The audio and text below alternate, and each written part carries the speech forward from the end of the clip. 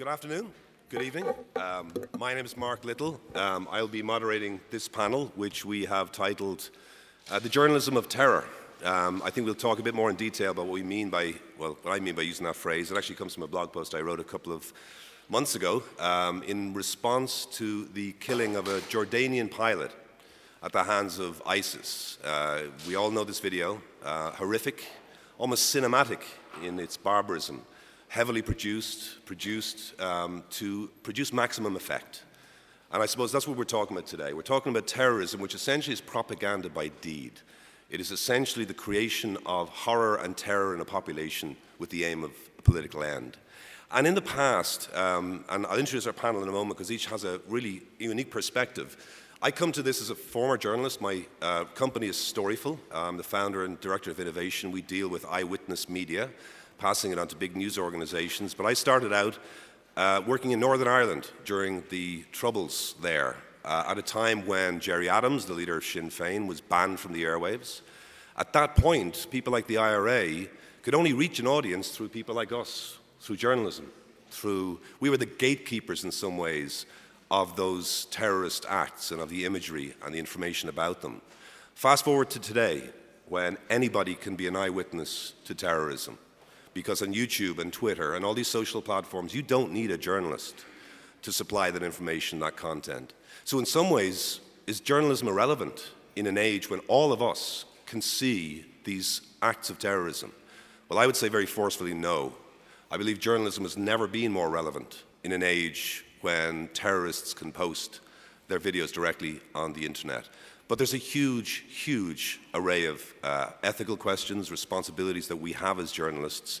And one of the great things about this festival is we don't come here with solutions often. We come here with questions to be answered in a forum like this. And I really, really would encourage you to think of questions and test cases where you have worries, concerns, suggestions perhaps in dealing with this new challenge.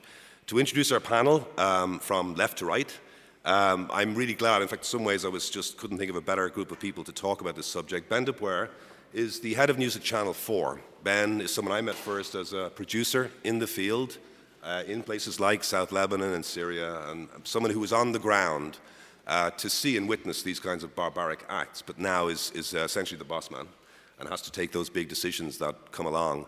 Chris Hamilton, beside me on my right, is the social media editor for the BBC and is someone responsible not just for, I suppose, getting content from the social web, but also coming up with responses and codes of conduct and practices for, one of the most important, if not the most important, public broadcaster in the world. Claire Wardle is the newly minted research director at the Tao Institute in New York and the Columbia University, but is also the leader of an initiative called Eyewitness Media Hub, which tries to seek a new partnership between eyewitnesses and journalists, and is someone who has extensive training experience in places like the BBC, newsrooms around the world, and also humanitarian organizations. So this is our panel. I know there are people in the audience we've already talked to who have great questions to ask. I'm going to start by asking a question, I suppose, of Ben to begin with, because Ben, as I said, you were in the field. You were with the correspondents, had the camera crews. Today, you've got a new reality when it comes to these horrific images. Can I just ask you, just for your own impressions, about the difficulties that you as a manager and as a journalist have faced in trying to cope with the rise of something like ISIS, which now essentially is defining the word terrorism? It's faced us with more challenges than we've ever had on any other single matter, I think. I remember when I was... There you go. Sorry. You can't use technology. This has given us more challenges than we've probably ever had. Since I've been editor, at least. It's been my biggest challenge is how do you cover ISIS? When I was a producer in the field and used to see horrific things, I always thought as a young journalist that everything that we saw should be shown on the television. And luckily I had editors and an editorial system. At the time I was working for Sky News and then Channel 4. The people in London, we would often put in very gruesome images because we were so upset by them, we thought the world should see them. But luckily, there was an editorial process which would often rinse those pictures out, and I used to get very angry about that. And then when I became an editor in London, I realized you can't show the reality of war at 7 o'clock on a program in England because there's lots of children watching, and also the more images you show like that, the more immune people come to it. I mean, Al Jazeera, when it first started, was just like one huge sort of butcher's shop, to use a harsh phrase, and people became immune to what they were seeing. With ISIS and the rise of social media and YouTube and platforms like that, you can publish whatever you want. And so it's a multifaceted challenge. The first challenge is who in the newsroom. Well, first of all, whenever I see there's a killing has happened, I send out an email to everyone saying, don't click on this, don't watch it, because I don't want anyone to watch it if they don't need to. Then we choose who's going to watch it. I mean, I think there's been 6 killings. I've only watched 3 of them. I don't really want to watch anymore, but I do assign different people. There was one person who was watching this stuff, and who was an Arabic speaker who now does a different job. We've had to get someone else in because he was showing the signs of stress from it. But then there's the decision. The next decision is, what are you going to show, and are you going to show anything? And I think when we saw the first image of Jihadi John, and he was obviously from London, we did show the image of him, and we showed him talking. But we took the decision very early on of only, I think we showed one image of the first hostage who was killed or who was put in front of camera, and he was in an orange jumpsuit. And then from then on, we decided not to show any images of any of the prisoners as prisoners. And we had a meeting, an editorial meeting, and everyone said we should make that a firm decision. We should make it public. We are not showing images of prisoners because we never do. And I said, well, actually we have. We've shown lots of images of people in orange jumpsuits in Gitmo, in Guantanamo Bay. We frequently show pictures of prisoners of war if they're taken by American or British soldiers. So there is a funny sort of narrative. But after the second video, we stopped showing the videos. We used the audio of Jihadi John because we thought this is someone might recognize his voice and tell us. We did a big research project, and we found the only pictures that exist of Jihadi John when he was at school. We were putting out a film in a couple of weeks. It's him as a kid at school, and it's amazing stuff. But then the other issue is, what do you show of ISIS, of the videos they produce? Because the videos they produce are very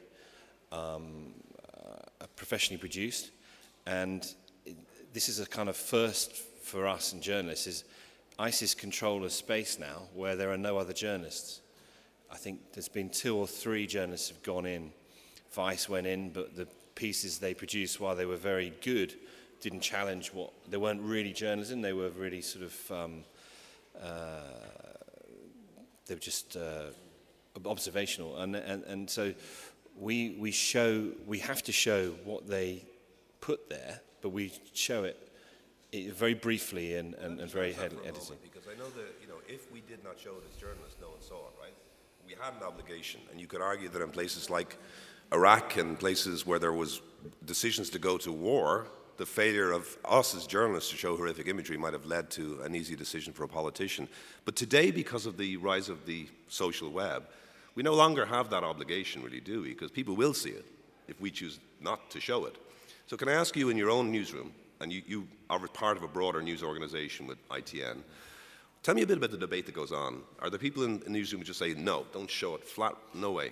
There are 3 main editors in ITN that run different services for British television. I run Channel 4, which has a big remit to show foreign news, and we're quite a serious program. The other 2 programs are less, they're still serious, but they have a different audience.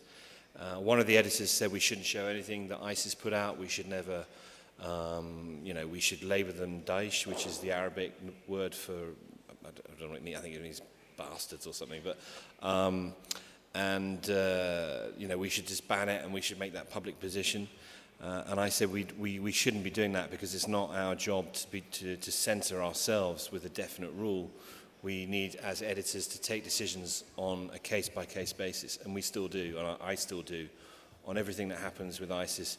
There is a value to showing some of the horrible things they do, as long as you're not propagating their message. But it's a very tricky. I mean, there is no clear line in it. You just have to take a judgment yourself, and I think we may have got it wrong a couple of times But I think mostly I'm happy with what we've done because I do think people, if something awful happens in the world, you do need to show it or inform people. And a lot of our audience are over the age of 60, and they're not going to go online and look for, they may not go online, we don't think, and I think they need to be informed in order to know what's going on in the world. So Chris, I mean, let's go to your discussions internally. Since the rise of this phenomenon, tell me a little bit about the conversations that have been happening. You're obviously on the front line in social media, but tell us about how a newsroom that has such a wide geographic range deals with this kind of question. Yeah, I mean, I think the way the BBC's handled this has actually followed a similar trajectory to what Ben was describing at Channel 4 in terms of using more of the earlier when these ISIS murder videos first appeared, we used more of the early ones, and we've held back from using some of the later ones. One of the things that we were quite careful to do lastly was to use images of the victims that were distributed by families or sourced from the families of them before they were taken prisoner. But I think it's a really good point that's been raised that obviously that's not a luxury we have when we're showing prisoners in other situations. So that's one of the many areas that challenges us and the way we think about how we're handling these kinds of stories. The thing that's been uppermost in my mind is you mentioned at the beginning, Mark, the effect on staff, and Ben's touched on this as well. I run a team called the UGC Hub based in our newsroom in London, and the BBC is very lucky, I think, to have a specialist team like that. It's actually been it's 10 years old this year. It was set up 10 years ago. And I think over that time, the team has always had to deal with difficult stories involving disaster, trauma. Obviously, it's part of a news operation, so it's going to do that. But I think that the intensity of ISIS obviously is over the past year has been the pinnacle of it. But I think it's also been a very tough year with a lot of other stories that have caused people a lot of distress, even without going into sort of more towards trauma and sort of longer term stress that Ben referred to. So whether that was Gaza, the attack in Ottawa, and a whole host of other stories. We've had for quite a while, we've been aware of the potential impact on staff who are finding and then having to verify material around these kinds of stories. So we have an internal team called a trauma risk management network. This is basically a team of people who've been trained in talking to colleagues and trying to get a sense of how they're coping and where they've got to and what kind of action we need to take in terms of counselling or beyond. But ISIS clearly kind of put things onto a different level. And one of the things I was really pleased about that we did last year, and it sounds like it's the same situation at Channel 4, our managing editor sent round an email saying something that had never been explicitly said before, which is that no one should feel under any obligation to watch the video. That was great and really helpful. Unfortunately, that doesn't always work because people feel that they have to watch it. It's part of their job. I think there's a problem of being needing to be seen to the macho. I'm a journalist. I can cope with this. I went into journalism. Surely I can cope with this.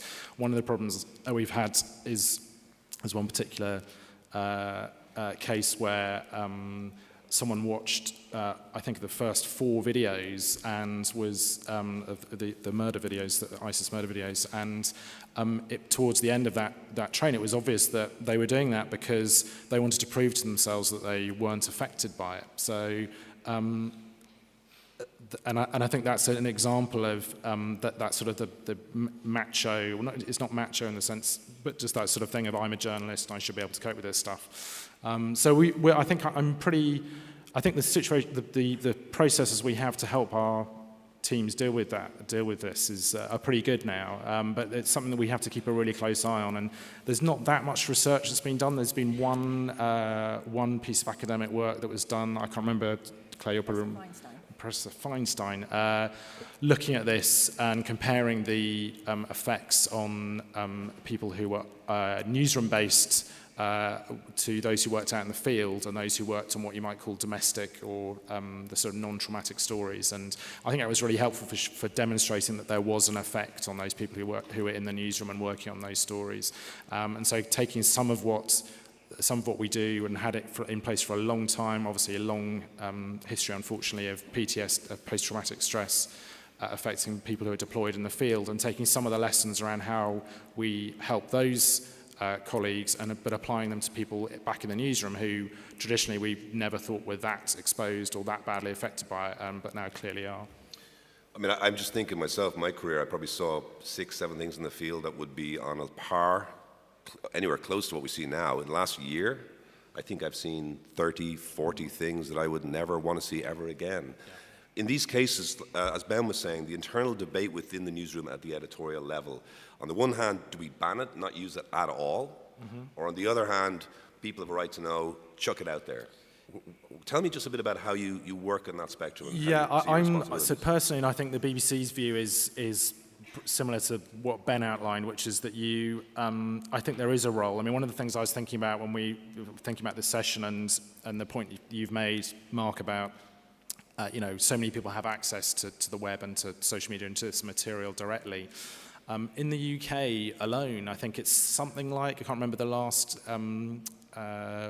study, I think it's something like 5-6 million people have never used the internet. And I think for those of us who live digitally, and we sometimes forget that there are large numbers of people who still do depend, and that's let alone places around the world that don't have any internet connection or little internet connection. So I think there's definitely still a role to be played by non-digital media, and in terms of informing people and being clear to people about what's going on. And obviously you have to tread very carefully, and I think the way that both our news organisations and others have stepped back from showing really more than perhaps we normally only use a still image now from those videos, and I think it's really important to do that, because I think you need to show to people the context, and you need to give people who will have no intention, perhaps not even the means of finding out more for themselves, what you're talking about. But I think at the same time you have to be very careful to go much further down that road, and you do start to become doing the terrorist work for them, to become their propagandists. So it's a really, really delicate balancing act, and I think the point about making it on the decisions on a case-by-case basis is critical. Now, we've heard Claire, very measured, probably a lot of debate went on behind the scenes. Is this approach that both Ben and Chris talk about prevalent across the news industry? Because I know you have done a lot of work, a lot of study on how this kind of video, this kind of imagery is used. Is everybody so balanced, reasoned? So I think what's so interesting about ISIS is we did a study about 18 months ago and looked at the use of user-generated content on broadcast news. And at that time, there were, of course, lots of videos coming out of Syria, and ISIS was just one of those groups. We just weren't calling them ISIS at that point. So we had the black flag in the corner in the same way as we had lots of different logos. Fast forward now, what suddenly happened was they became ISIS, but journalists were still used to going to YouTube to get content. So last summer, when they really kind of came to prevalence, you just saw news organizations running ISIS video, but not labeling it in any way other than the black flag. So nobody really knew who they were. And I was watching this thinking, hang on, surely there should be a label that says, we are running these pictures because, as Ben says, we don't have our own cameras there, but this is not just general footage filmed by an eyewitness, this is propaganda. And so we've just recently completed a study on online newspapers, and there's a large proportion of the user-generated content out there that is ISIS. There is a huge reliance on this material. Now, I'm not saying it shouldn't be out there, but my issue is, how do you label it in a way that audiences say, okay, I'm watching this, and I'm not talking about the murder videos, I'm talking about the everyday footage of covering Syria and Iraq. So I do think there's something there about having principles and guidelines for the news industry about how you make it clear to the audience this is being shot not by the newsroom, but by people who've got their own ideas and agenda. So maybe give us a couple of test cases here to illustrate maybe the best practices and the most egregious uses of what is just, barbarism on camera.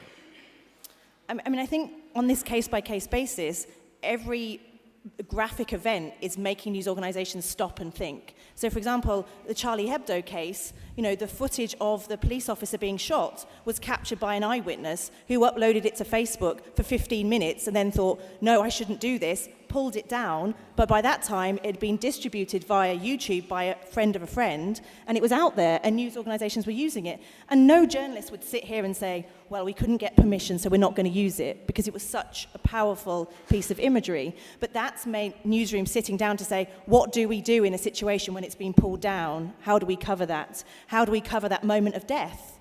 How do we cover it when actually, Ofcom in the UK would say to Channel 4 News, you can't show the moment of death, but then maybe a Channel 4 News journalist decides to tweet a link out to the YouTube, link. So I think there are issues here around, we've worked in a particular way, but then these events happen. So the siege in Sydney, well, what do you do when you've got a live stream of an ongoing event? You've got eyewitnesses there taking imagery. You've got the guy inside asking people to upload to YouTube channel. I mean, you couldn't have a training session with this as a scenario because you couldn't imagine it. So what we're seeing again and again, and the Walter Scott shooting 2 weeks ago, whenever it was, what do you do on Facebook with autoplay, where you on Facebook in the morning, and before you know it, you've seen a man being killed because Facebook automatically plays videos. So, I think we're trying to grapple with this in real time, and that's why we're trying to say, well, how can we as an industry try and think through these things? Because it's not going to stop. Let's come back to some solutions in a moment, but I'm still, very struck by the sophistication of these operations that are, and again, we're using the word terrorism. I know a lot of people have a problem with that because they were making a decision about the political motivations here, but let's just stick with it for a moment. You see that video, Ben, from the dreadful video of the Jordanian pilot. It's almost like a documentary. It's got music, it's got editing, they pause before they do anything. I always feel like I'm being manipulated when I see that, particularly as a journalist. I mean, how do you feel about the sort of level of sophistication of these operations and what they're doing? They're obviously learning from us in some ways, aren't they? Yeah, but I always think whatever they've done, ISIS, they've thought about what the reaction is. They don't do it. So about 5-6 years ago, we ran pictures from Sri Lanka of people being killed on a beach, and it was the start of human rights abuses being filmed by people with mobile phones, and those pictures were sent to lots of different people. And I'd happened to worked in Sri Lanka, and it was someone I knew sent them to us, and it actually wasn't someone I knew, but I knew the story, and I thought we should run these. And at the time, we weren't running stuff that wasn't verified. We ran it because we thought there's no way you could have created this, and the Sri Lankan government went nuts, and they accused us of mocking it up, and they said it was fake and all the rest of it, and then it went to a UN investigation, investigated the pictures, and then now there's a UN war crimes investigation because of those pictures and others that came out. And I thought, well, the rise of the mobile phone gives people a passive weapon in which to record human rights abuses, and this will stop because people will be held to account. Actually, now you can go online and you can see about 1 million videos of people doing really horrible stuff to other people in Syria and Iraq, and it hasn't made a bit of difference. And in fact, it's made that volume has made it almost the acts they do almost pedestrian. Not pedestrian, but it's lessened the impact. So when you get, I think what ISIS have done is they thought, well, people are no longer shocked by acts of brutality or someone being tortured or dead bodies of children or children being bombed with barrel bombs in Aleppo. They're not shocked by the bodies of torture victims coming out of prisons in Damascus. None of this has made a difference. So they've kind of upped the level. And they've glorified the violence, and that tells you something, and I don't know what it tells you, but it tells you something in itself. But they do know that it will provoke something. I think they knew that it would provoke further Jordanian intervention in Iraq and Syria, and that they were hoping that their supporters within Jordan would rise up. I mean, that's the calculation. That it's not. But it wouldn't have happened if it only been on YouTube. They know that we're going to pick it up. Are we not essentially being part of that propaganda? Are we being manipulated into fulfilling the goals they set for themselves? I guess we are, but you cannot report stuff that happens because you don't agree with it. If it's happening, the duty of a news organization is to report it and explain it. Now, we hardly showed any of that video. I think we may have only used stills, actually. I think we used the bit where they marched across, and then that was it. I said, don't use any more. But we described it. And so I think our viewers were horrified by the description. And sometimes the description of something can be not in this case, but it can be as bad as the act itself. But you can't pretend it didn't happen. Right. And I just think that's interesting because for me, the role of a journalist in this context, Chris, is to add the context that turns this from some raw, horrifying piece of content into a story that matters. Yeah. So tell me a bit about how you at the BBC approach that, adding the context, making sure that there's something more to it than shock.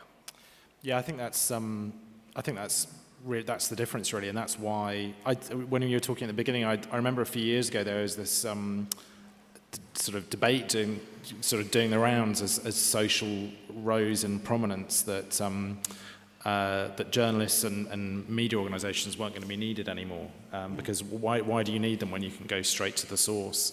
And I mean, I think that's a debate we've moved well beyond now. And absolutely, the role we have and when we're talking about, we only use small bits of, we use an image, a still image from this video to illustrate the point, then absolutely our role is to explain what the wider context is and to make clear that, and I suppose partly we're going to do that because it's a way of attempting to and hopefully successfully distancing ourselves from being arms of the propaganda of these organisations. Going back to you raised the point about the cinematic quality and the production values. I think there's no doubt that that's one of the things that's added to the traumatic impact of not just the acts of brutality, the fact they're being filmed, the number of them. I think one of the problems we had was it almost. I remember quite a few people on my team saying that the thing that really made them more distressed than anything was that it felt like it was a conveyor belt. I can't remember what the dates were, but it was almost felt like it was quite often on Saturday evenings, weekend after weekend, these videos were coming out. And it reminded me of when Daniel Pearl, the American journalist who was killed after being kidnapped in Pakistan. I remember a colleague of mine, not at the BBC, watched the video. I remember he telling me he watched it and he said it's the most horrific thing he'd ever watched. He wished he hadn't done it. There's no way he'd get those images out of his mind. And I didn't sort of think about it much at the time, but looking back on it, I think we both thought, well, something like this is probably never going to happen again. I don't think we even thought about it. It was just seen as a one-off. And obviously it's taken a while before it's re-emerged as a sort of a culture. I don't know what to call it really. But I think that's one of the things that, you can sometimes think handling these things as one-offs are easy, make it a bit easier. But when it felt like there was this conveyor belt of utter horror coming down the track, that was, I think, what really added to the impact of it. Yeah, and I think the worst thing about it is the dehumanization of the victim. How many people can remember the names of those people in the jumpsuits? Possibly some who are Western reporters were more famous than others, but that really is the thing that disturbs me most. I think one of the points that Ben touched on, which is the counter-argument, right, that never before has it been easier for us to expose the wrongdoing of people who commit these acts. Like Rwanda, Srebrenica, you can almost go back to the Second World War. In the age of the camera phone, we have an ability now to say, well, we did see it. We can't just, ignore it and pretend that we have no responsibility here. Do you think, Chris, that actually is a good side to this, where we actually now get to see and hold to account people who commit these acts because they're on camera? Yeah, I was at I did a talk to at a sort of community event in London a few months ago, and there was a question from the floor about should the social networks stop all of this stuff. So, well, YouTube, Facebook, Twitter, and obviously there is debate, and I know there's, Twitter recently have done a big purge of accounts, and they all spring up again. But I think it's one of the points to counter that is precisely that argument that this is evidence. And I think one of the points you make in your blog posts is exactly that YouTube is not necessarily permanent. There are plenty of videos, iconic videos of all sorts of different stories, both funny viral ones and the most horrific, that disappear. And certainly when it comes to any potential war crime or legal process that may follow, and it might feel to us at the moment that's completely unlikely in terms of ISIS. I'm sure that's what we thought, in the midst of Bosnia and all kinds of other wars where tribunals and trials have been held. And I think that's a really important point to bear in mind when we say, well, we need to stop this stuff from being distributed. The other point as well is that, of course,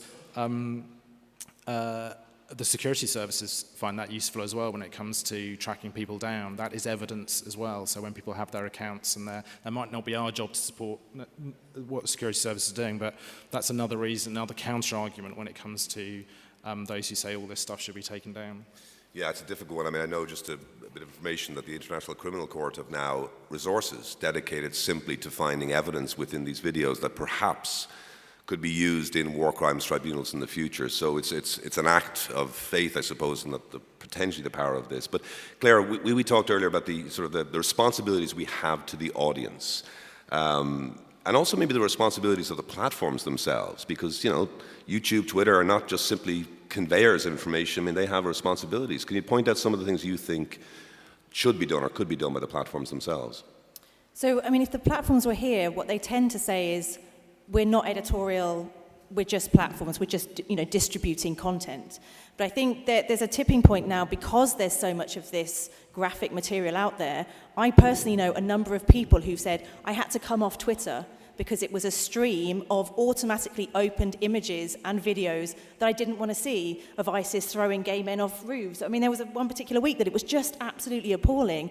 And so, I mean, I think I would hope that they are working internally to say, how do we deal with this? Because I think ultimately people don't want to open up these social platforms where they interact with their friends to see this kind of graphic content. And I think, Facebook and Twitter and YouTube are going to have to think about some of these things. It is problematic, and I think they can no longer just kind of wash their hands and say, we're not a newsroom, we don't have to worry about this. Users shouldn't follow these accounts because ultimately people share all this content. And we did some research with just general audiences about Charlie Hebdo and that particularly graphic footage of the police officer being killed. And many of them said, I just didn't want to see that video. But they said it was actually not being shared by my friends. It was because I follow, no offense, but I follow BBC or Channel 4 or Huffington Post or CNN. And this kind of footage is being shared by newsrooms. And they're like, I might follow the BBC for news or football updates, and all of a sudden I'm seeing a video that I wouldn't normally choose to see. So, I mean, there's a bigger argument here about, should Facebook be serving up these types of things? But I do think we're going to reach a point where audiences are going to start saying, I want to be able to filter this. And certainly parents who are saying, I don't let my child just open up my computer now because my Facebook might have something on it that I wouldn't want them to see. We're not living in a broadcast world. It's post 9 o'clock, it's okay. Before 9 o'clock, it's not. Digital has completely pushed that out. And I think we're coming to terms with that, and how do we deal with it? So. Yeah, I'm not speaking in defense necessarily of YouTube, Facebook, but I know YouTube's policy unit react constantly to complaints about graphic imagery and have to make snap decisions. They're not journalists. So they're aware of it, but the other problem is a lot of politically motivated propaganda campaigns to take down videos, let's say from Ukraine, are continuing, troll armies from certain countries. But I do want to go back to a point Chris made. Claire, you have looked very carefully at the impact on journalists themselves.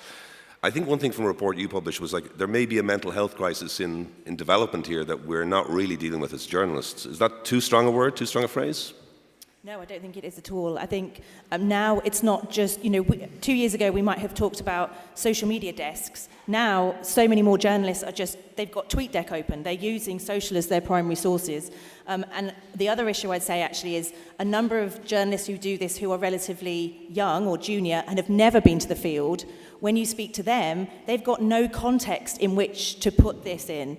And there's the other thing is they're sitting there in a newsroom with their headphones on, watching this, again with no context. Their 8-hour shift ends, they turn their computer off, and they leave. There's no in the field, you go down the pub with your friends and you debrief. So there is a real issue with a number of journalists feeling like they're being affected, not knowing what the symptoms are. The symptoms isn't crying. Often it's not being able to sleep, it's not being able to concentrate, it's drinking more than normal. It's about having a culture within a newsroom where people are able to spot signs in one another and to say it's okay, and to also recognise that it's not always the most graphic imagery that might tip you over the edge.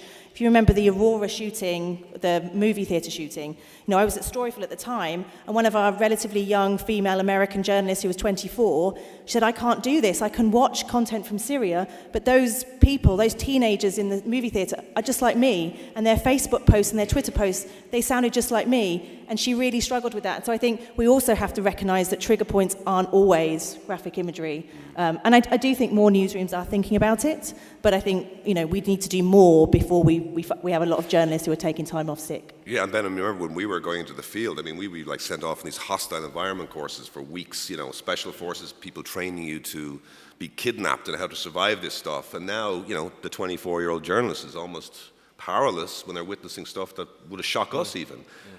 Do you have a similar kind of counselling programs that Chris would have, or how do you deal with that impact in your journalists? The impact on journalists who are watching it is only recent. And within our newsroom, we've got very experienced journalists. We've only got one bulletin a day, so normally I wouldn't have anyone editing those pieces who hasn't experienced it. And I think if you have experienced traumatic events in real life and you've dealt with them, then you should have the ability to deal with watching it. Although it's not great. I must say that there's another thing. When you go to, say, Lebanon when we were there, it was 2006 war, and there were lots of horrible things and dead people and stuff. But most of your experience is not of that. Say you drive for miles, you feel nervous, you meet people, you have a laugh, not with the war stuff, but it's exciting. Then you see something horrific, you report it. You could put it in the context of your day. You probably only, unless you're in a very, very extreme situation, you maybe spend 2 or 3 hours in an extreme situation. So the problem with social media is, in Syria now, there's lots of horrible stuff going on. But if you were to go anywhere in Syria now, just drop in a parachute, they wouldn't all be killing each other and chopping each other's heads off or killing children with barrel bombs. That's the exception. It's happening on a big scale, but in the 4 years now of the Syrian war, 250,000 people have died. In the 4 years of the First World War, 10 million people died. In famines in Ukraine, 20 million people died. So the problem is you're just seeing it's completely uncontextualized. So when you could go in and report a war, you would always, you'd always start with the bang bang, but you would often contextualize it. This is the hospital where they're treating people. This is the hero who went in and saved them. This is the man who's trying to bring them food and water. These videos that just glorify violence, I think are even more damaging than because they lack any sort of contextualization or intelligence or journalism. I'd be interested to know one of the things that I think sometimes the 24-year-olds who haven't had the field experience and are specialising, or as part of their roles is to look at social media. I think when I've heard people say that they feel that for the guys in the field, there is probably more of a feeling that in a way you can have an effect on what's going on because you're reporting, it's that kind of beaming back. Whereas when they're in a newsroom and I think they feel like there's that lack of context, but also that lack of really being part in where it's happening and being able to tell it to a wider world. Although one of the things I say is, you are part of that, a very important part of that, because it's so important part of the storytelling. But I think that removal from the environment actually, in a sort of weird way, makes them feel like they can have, that they can have even less effect than the guys that the correspondents and producers are out in the field. Yeah. I think one of the things I know is that it also makes people feel powerless when they see something horrific. Yeah. And I think sometimes live situations. So I'm just thinking of a couple of cases here. The Ottawa shootings. So they're actually happening live. I mean, they were trying to chase this guy, get him, and people reporting it live. Even Charlie Hebdo is a clear case. But the Sydney siege, where, the kidnapper or the hostage taker was getting hostages to hold up a flag. And you could see the tears running down the woman's face, and we were talking about this before we came in. I mean, Claire, that's an extra level of pressure, I suppose, on us to react to something that almost is happening before our audience eyes, not just us. Some of those cases really were a whole new level of, I suppose, terror, if I can put it that way. Sorry. No, I was just going to sorry, I know you were asking Claire the question, but it reminded me that one of the things I've been thinking about around this is we're all journalists are getting very excited about the prospects of live streaming apps like Periscope and Meerkat, and I haven't heard of it yet, but I can't imagine it's going to be long before there's a Sydney siege type situation where certainly eyewitnesses or even the perpetrators could well be using live streaming. I mean, it's obviously technically been possible for quite a while, but I suspect the impact that apps like Meerkat and Periscope have had in terms of public consciousness means that it won't be long before we have a situation like that that's being live streamed. Yeah, and I think it's just planning ahead, because the Beslan siege, I think around that people started having delays because there was a recognition that there was live coverage, live feeds, and nobody knew what we were going to see as the camera turned around the corner. And so I think from that people started putting delays on. But watching the Sydney siege, saying, I'm sure there's a 15-second delay, but watching and thinking I shouldn't be watching because this is so unplanned and really problematic. And I think we know with Periscope this is going to happen. So why we should be having the conversations now about what do we do when this happens? Because a Charlie Hebdo happens and then we all say, we should have done things differently, or Walter Scott killing happens, we should have done things differently. I think we should just be thinking about some of these scenarios and saying, how do we do this? Because when it's within the context of people who are looking for, they're propagandists and they want, oxygen, they've got it now on those social platforms, and I do think we're not having these conversations until it's too late. I think what we've done here, I suppose, I hope, is prove that the role of a journalist in these cases is still as vital, if not more vital, than ever. But I think we've all heard here there's unanswered questions. And I'd like to open it up here to everybody in the room to perhaps fire some questions about things we may not have talked about. First question here. I'm not sure if we have a microphone. I think we do at the back here. What I would say, by the way, just as we're waiting for the microphone, there are a few really good posts out there. I'm going to plug my one, which is now translated into Italian, but there are some by people like Andy Carvin, some really good stuff to read up on after this. We may even tweet about it. But our first question here. Thanks for the talk.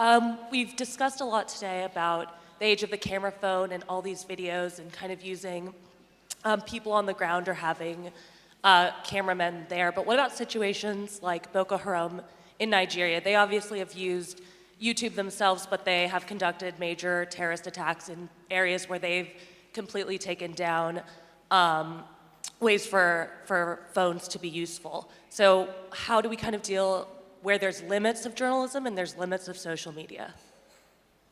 You guys want to take that?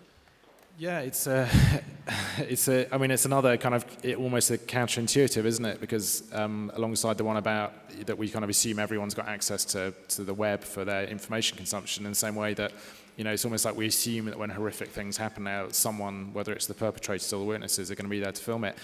But I guess that's sort of back to as if sort of it's been forgotten about. That's old school, not exactly shoe leather reporting, is it? But it's about that the information comes out, and then you've got to do whatever you can through whatever sources to try and stand it up. And that could be, I remember, I'm sure there are specific examples that maybe these guys will think of, but where TV crews have arrived at the scene of something that happened, days or hours before, and that's where the kind of the evidence, the trail starts. And I guess it's that kind of more what you might call old school reporting that's going to be relevant in cases like that.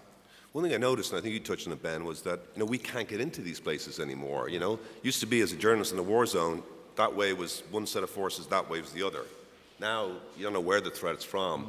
I noticed in Syria we're all using a lot more of activist video, right? So people who've got a point of view and they want to portray Assad as being terrible.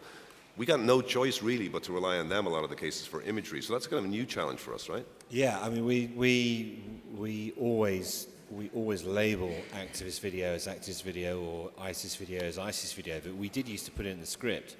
But that's because you used to get agency footage, which you don't have to label because they're agencies you pay as professional journalists, or we used to go in ourselves a lot. But I, after a couple of experiences of our cruise, I kind of stopped us going into northern Syria when people got kidnapped, and so it just became too risky, and we know that because of the people who were kidnapped. So you try and show, all our pieces, we try and show, well, this is the Syrian government footage of today, and this is the ISIS footage, and this is the activist video, and I mean, we're fortunate, as the BBC is, and that's kind of old media, we get a lot of criticism for being slow on these things, but that's because we're sure-footed and we're trying to sort through and contextualize it. Well, I'm very fortunate in having three very experienced foreign/war correspondents, 3 or 4 actually, who can sort of try and make sense of it. But there is a huge problem with it, is that the nature of the footage is so extreme and so relentless, it's hard to watch. And when you try and tell the viewer what's going on night after night, with bang, bang, bang, Allahu Akbar, Allahu Akbar, people screaming in hospitals, the desperate plight of war, without any context, and it is all political by its nature, people tune out, and we're still showing it, especially, and there's a UK election going on at the moment, which is one of the most boring elections in history because of the characters involved, the politicians. But every night, last week we showed a piece about Yarmouk and another piece about Yemen. The viewership actually strangely went up during those periods because we were deliberately saying, well, there's other stuff going on in the world. But we quite often, when we've done 2 or 3 stories in a row on a Monday, Tuesday, Wednesday, we think, well, on a Thursday, okay, some more people died, but we should be doing this, but we can't because there's no other new picture. You become desensitized, I suppose, the audience. And you become desensitized, yeah. So there was another question, and I'll try to get as many as I can, just over here to my left, if there's a microphone there. So we have just someone over here on the your right-hand side.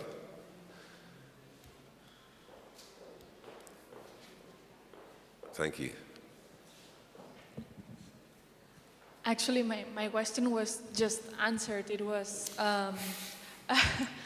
as a journalist student, I've been always told to find the sources, to contrast, to find several sources. And my question is, when you receive user-generated content, how do you do to contrast it? How do you know it's real?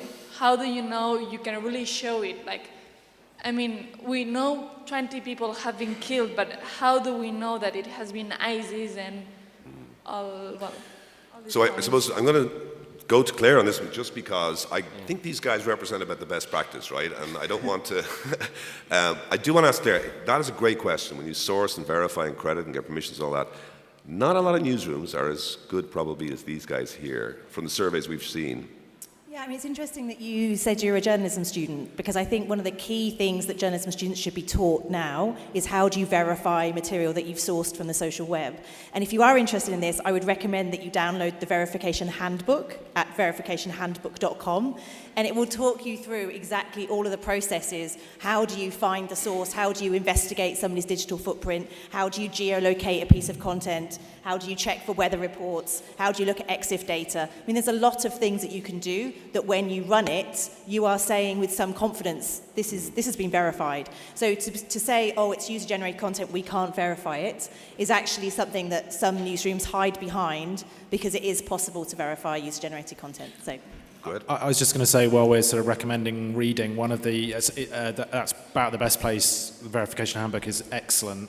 One of the authors is a guy called Trushar Barrett, who's a colleague of mine, and he's also did a blog post for us, for the BBC, which I'll tweet a link to afterwards, but it talks about the process and the tools that the UGC hub at the BBC uses. Basically, we could do, in fact, there have been whole panel sessions on exactly this topic of verification, but those are two good starting points, I think. Any more questions? A couple of minutes left. Yeah, sorry, one down here, just in front. Thank you. Mi dovrete scusare, faccio la domanda in italiano perché non saprei come articolare bene il discorso in inglese. Channel. Yes. Parto da una piccola premessa, ovvero che ci sono molte persone adesso che, non so se chiamarli complottisti o che fanno comunque casi di dietrologia, che sono, diciamo, vogliono convincersi e vogliono convincere le persone che alcune cose che vedono, come la ripresa dell'attacco terroristico a Charlie Hebdo, non siano reali, siano costruite, e proprio il fatto stesso che, diciamo, poi il discorso è molto, si estende anche poi ai video dell'ISIS, perché proprio la ripresa come è potuta fare in maniera eccellente, sofisticata, il montaggio eccellente, il fatto che hanno appunto imparato a fare il mestiere molto bene. E molte persone arrivano a credere che non sia reale, che sia preparato o che sia del tutto finto. E mi sono chiesto, lo pensano perché hanno bisogno appunto di credere che non sia reale tutta questa violenza come conforto, oppure lo pensano proprio perché sono immunizzati e quindi qualsiasi cosa gli passa sotto gli occhi neanche pensano sia vabbè è reale, non è reale, chi se ne importa, e allora fanno prima a dire vabbè non è reale perché ti agiti, perché ti scandalizzi tanto. That's a great question, and I think just maybe the comment I have before I throw it to the others is that I think when people see shock... Oh, sorry, excuse me, if you haven't had headphones on here, I think the question is, when we see these horrific images, some people, a lot of people, you know, jump to the conclusion that they're faked, they're staged, or that because they're so horrific, that they essentially just don't want to think about it and they just say, no, it couldn't be true, I think is the fair representation. To which I just want to make a quick comment, which I think studies are showing that this actually is happening for primarily two reasons. Number one, as you say, it's just so hard to believe that a human being would do that to another human being. But secondly, that political motivation lies behind this. MH17, the downing of the terrible tragedy of the Malaysian airliner, where the debate was who's responsible, and ideological positions took over. People saying, no, it couldn't be pro-Russian forces, it had to be the Ukrainians. And I think that's maybe another reason I would posit. But maybe just you guys here, you probably do get a lot of commentary coming back to you saying, yeah, Channel 4 News, BBC, you're stooges of whoever.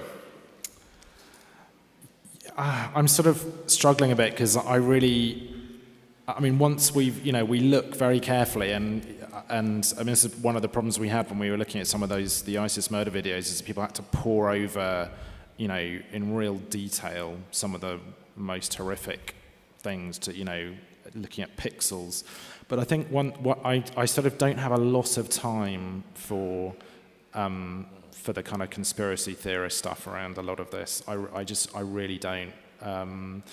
I don't know whether I'm sort of being, I don't know, what do you think? I was in Pakistan and Afghanistan in the days I was after 9/11. I was there on the 12th of September.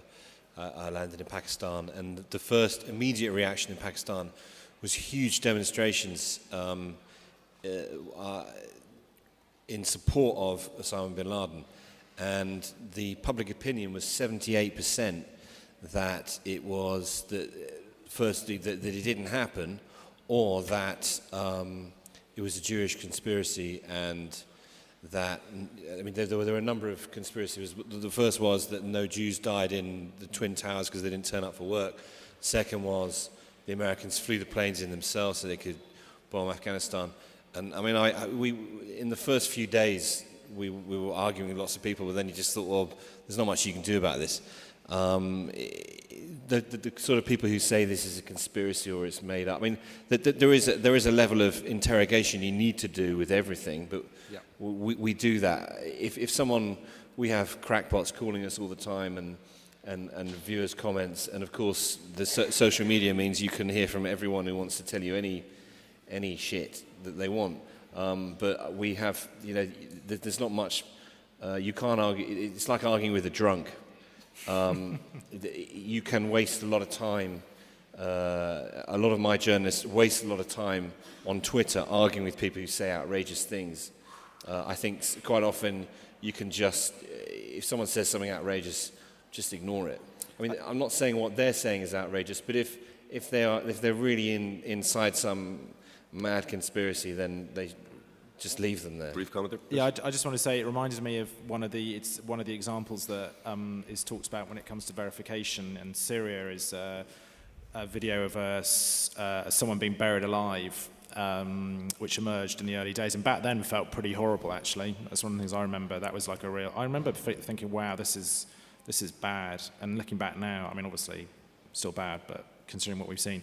Anyway, we and I think many others didn't run it because it looked like it was faked for various reasons. I mean, it was clearly, someone was clearly being buried alive, but I won't go into all the details, but it cut off very quickly at the end, and the implication was that it could well have been they were dug out, and it was a sort of prisoner who was being maltreated, but they wanted to get this video out there as an example of an atrocity, and it was probably made by the other side. And so, there are, part of the job when it comes to verification is absolutely to spot, the fakes. But where, as Ben says, once you've done that, no, this is real, then yeah, I'm with Ben. Just I'm just conscious that we're approaching time. I want to get one more question if it does exist. Anyone else got anything final they want to ask or comment upon? This lady here in the front. Thank you.